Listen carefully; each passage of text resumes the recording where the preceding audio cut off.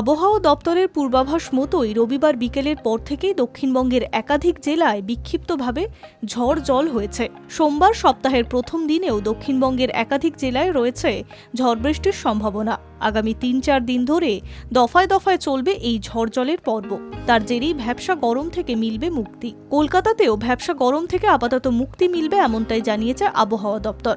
গত কয়েকদিন ধরেই ভ্যাপসা গরমে বিরক্ত হয়ে উঠেছিল শহরবাসী।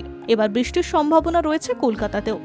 দক্ষিণবঙ্গের আবহাওয়া দপ্তর সূত্রে জানা গিয়েছে, সোমবার বিকেলের পর থেকেই দক্ষিণবঙ্গের বেশ কয়েকটি জেলায় ঝড় বৃষ্টির সম্ভাবনা রয়েছে।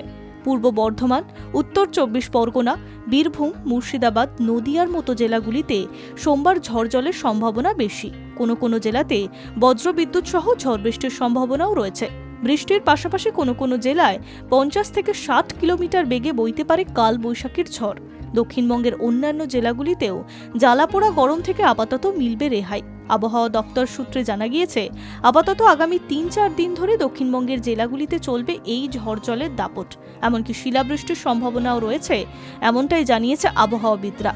দক্ষিণবঙ্গের পাশাপাশি উত্তরবঙ্গেও বেশ কয়েকটি জেলায় বৃষ্টির সম্ভাবনা রয়েছে।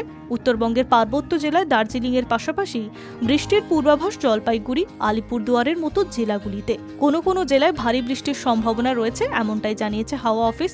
সোমবার এবং মঙ্গলবার সব জেলায় হলুদ সতর্কতা জারি করেছে আবহাওয়া দপ্তর। Hi News network.